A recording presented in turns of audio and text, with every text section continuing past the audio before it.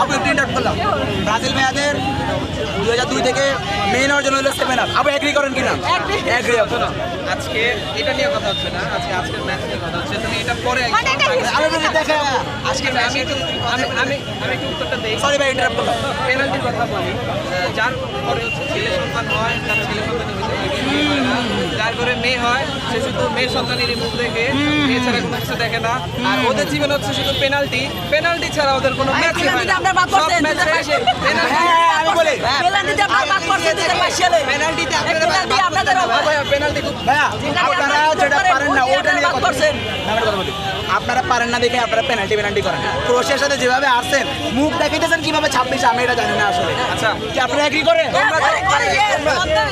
তোমরা তো পেনাল্টি নিয়ে ওয়ার্ল্ড কাপ পেনাল্টি নিয়ে ওয়ার্ল্ড কাপ আচ্ছা জিতছো।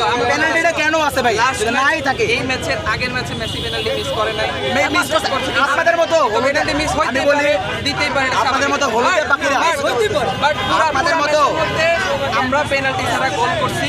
তোমরা আচ্ছা ভাই আপনাদের পেনাল্টি ছাড়া আর কি অর্জন আছে বলেন? পেনাল্টিতে আবার বাদ করবেন। পেনাল্টিতে আপনারা বাদ করবেন আবার পরবর্তী এটা পরে ভাই বাদ মেসি যে পেনাল্টিটা মিস করছে আপনি আমার আপনাদের মতো হলুদের পাখির জন্য মিস করছে ইচ্ছা করেন না। আপনি বলতেন মেসি পেনাল্টি দেয় মেসি পেনাল্টি দেয় মেসি পেনাল্টি দেয় আপনাদের মতো হলুদের পাখির জন্য ধরার আগেই পড়ে যায় ধরার আগেই পড়ে যায় তুমি মেসিকে বলে দিছো আপনার মতো হলুদ পাখির জন্য ধরার আগেই পড়ে যায়, আমলে যে পড়ে আর উঠতে পারে না ছেলেরা। আর মেসি আমাদের কাছে যতদিন বেঁচে আছে